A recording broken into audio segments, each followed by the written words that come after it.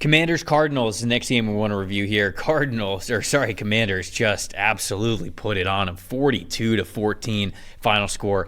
Did not see this one coming. I thought this would be a fun back and forth battle. It was one-sided. For Washington's side of things, their two linebackers were the two top graded players on the team. Frankie Louvu with a 90.3 and Bobby Wagner with an 87.0. Edge rusher Dorrance Armstrong played well in this one as well. Got himself 2.5 sacks. He had an 80.0 PFF grade. Running backs Jeremy McNichols and Brian Robinson Jr. round out this top five. McNichols with a 78.2 and then Robinson Jr. with a 78.0. Jaden Daniels would have been on that list. 82.7 PFF grade there. On Arizona's side of things, Max Melton, again, he didn't quite play the 25 snaps, but I wanted to give him a shout out here because his grade was so good, and when he was on the field, he was an impactful player. So he got an 87.7 overall grade. That was number one on the list. Offensive tackle Paris Johnson Jr., number two, at an 83.9. Tight end Tip Ryman, the rookie, 79.3. Wide receiver Marvin Harrison Jr. with a 78.9. And then safety Garrett Williams with a 77.5 there at number five. Kyler Murray, not his best day at the office, of 59.2 overall grade. Stat that told the story here for Commanders Cardinals. Dalton, what do you got?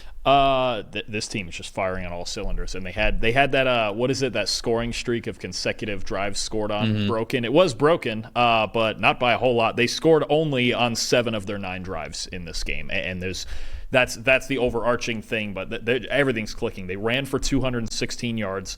They threw for 233. The pass protection was spectacular because it was something that you had mentioned as a question mark in the preseason. Second straight week with a pass pro grade over 86 as a team. 86-1 this week, 86-3 last week.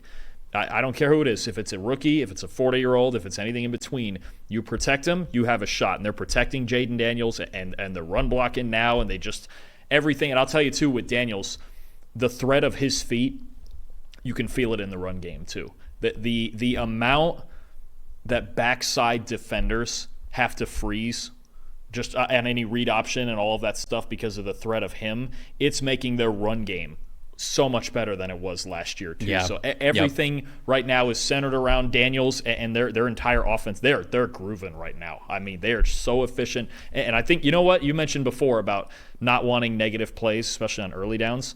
How about this? For the entire day, they had one play lose yardage. One. I believe it because my stat that told the story here for them, it's not something that we haven't brought up here before. It's the Commanders on third down. We've talked about their red zone and their third down percentage, but we talked when we were doing the Jacksonville review game how Jacksonville does not have an identity when their back is against the wall. When it is third down, when it's a money down, when they need to keep the drive going, very clearly, Cliff Kingsbury and Jaden Daniels have their identity, and they know exactly what they want to do on third down. 53.49 third down percentage. That is number one in the NFL through 4 weeks. 75% third down percentage versus the Cardinals, so that was even better than what their yearly average is. Get this, 0.715 EPA per play on third down. That's not only first in the NFL, no team in the league has had a third down EPA per play average above 0.30 since 2021. They're doubling up what would have been the number one EPA per play average on third down over the last 3 seasons. And the only reason why I didn't keep going back further is because the Packers had like a 0.46. So it's even almost double what the Packers had in the 2020 season. So it's the reason why we have to keep pointing this out is because it's not just that the Commanders are good on third down. They're insanely good. There's no stop in sight, and I say that, and of course they're going to go like 2 for 10 next week. But like, yeah, now you win. Right, I jinxed it. But we're talking about offensive coordinators and guys that could be head coaches next year. Cliff Kingsbury, I think, has a stigma about him as just this sort of like hot shot, good looking, spread offense, air raid. It worked in college, doesn't work in the NFL. But some people will point out that like it didn't really work in college. It didn't work with longevity with the Arizona Cardinals, which, by the way, in 2021, the number one team in EPA per play on third down was the Arizona Cardinals. We're going to start talking about Cliff Kingsbury as a head coaching candidate for next season. There are too many teams that want to nail it at quarterback, head coach combination for Cliff Kingsbury to not get not just a genuine look, but like maybe even the priority look for him to be, for what he is doing with Jaden Daniels. This, I think we're going to start to talk about, if this continues, and even if it goes down a little bit, because it's at way too high of a level, they will regress a little bit. But certainly if this is any telltale for how the rest of the season is going to be, they're going to be one of the better third down teams in the NFL. Jaden Daniels is going to continue to put on a performance that we marvel at every single week. Maybe he even wins Offensive Rookie of the Year. And if all of those things happen, you better believe Cliff Kingsbury's getting multiple head coaching interviews and is perhaps the priority for many teams.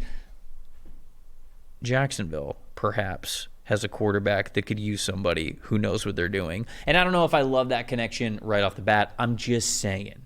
He's having an unbelievable year as an offense coordinator. And I think those third down percentages and just how good they are is evidence to that. So what about your most impressive in this one? Oh, Kingsbury's been great, but his quarterback's been just as good. And I know for a fact, I didn't pick Jaden Daniels specifically for any of these because he was your QB1 last year, and I knew you needed to go off. You know, one of my favorite things on this show is doing a Jaden Daniels rant. He's just been spectacular, hasn't he? 26 of 30, 233 yards, a touchdown. Had the interception, missed a throw. Is what it is. You miss them sometimes. But 8 carries for 47 yards and a touchdown. No sacks in this game either. And the pass pro was great, and I know there's been a lot of talk about even at LSU, he took too many sacks, and he runs around and this and that. Well, he didn't take any in this game, so wasn't an issue. I just think you've got a guy right now, A, he's supremely confident. We know this.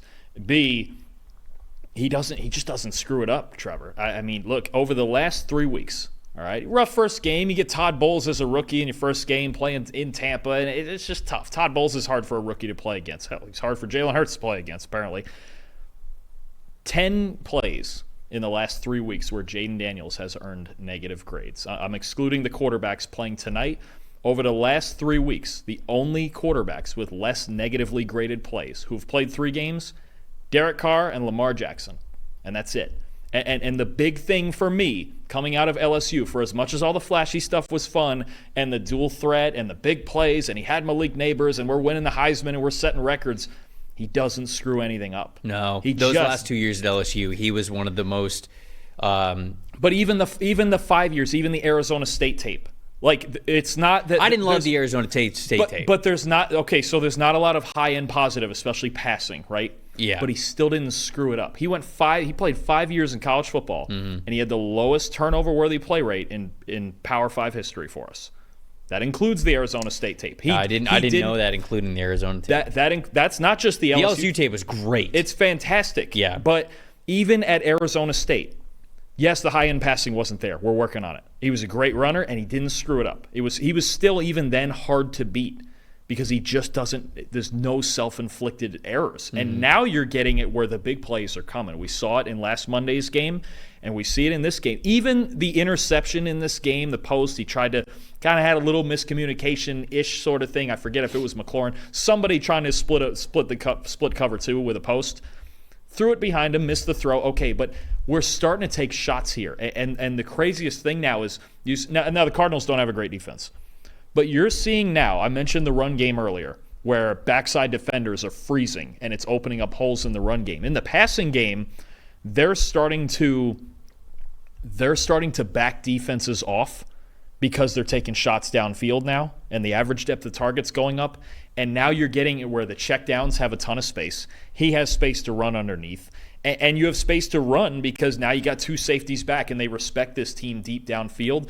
Washington right now, not only are they rolling and they're executing, they're manipulating defenses. And it's all centered around Daniels. They're just, you mentioned Kingsbury coaching a great game. Daniels at the center of this right now is just working it at a very high level.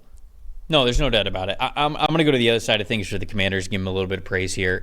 Defensive line, their best game of the season, 64.8 pass rush grade. That was the best out of the last 4 weeks. Dorrance Armstrong, 2.5 sacks in this one, 88.3 pass rush grade for him specifically. And it wasn't a world beater type of performance here for the Commanders, but it's just got to look a little bit better, right? We knew that going into the season, we looked at this edge rush group and we said, all right, this is not the most talented edge rush group. Where's the pass rush coming from? We knew that it would be a little bit of a work in progress, but for them to continue to play well, I think was really important for this team. And the most disappointing side of things, I'll flip over to the other side. And I was really disappointed by the Cardinals' front seven. I think that this Washington offensive line, it's not terrible. They've been playing, I think, better than certainly I thought that they were going to play at the beginning of the year. Thought they were going to have to take a little bit of time to still get this better as a unit. But they did not have anybody in their front seven, the Cardinals that is, have a defensive grade above 61.5. And it's taken, some superstars here. Dennis Gardeck had a really good week one week. Zayvon Collins has been good. Roy Lopez had a good week. Sometimes like Kaiser White or Mac Wilson. Like it's been somebody's really been able to step up throughout the first couple of weeks of the season. This week, nobody did. And that can't happen, especially against a quarterback as good as Jaden Daniels. And so they were the most disappointing for you? Just trenches on the offensive line. I know Kyler Murray's numbers have come down lately, but that also comes with a drop in pass protection. The first 2 weeks, they were 7th in the NFL in pass pro grade. In the last two, it's been 19th. So for as much as Kyler can create and do those things out of structure, they need to protect him enough so he can do the things within structure. Because I think, through the first 2 weeks, we were impressed at the balance of both. And right now, they're not getting it.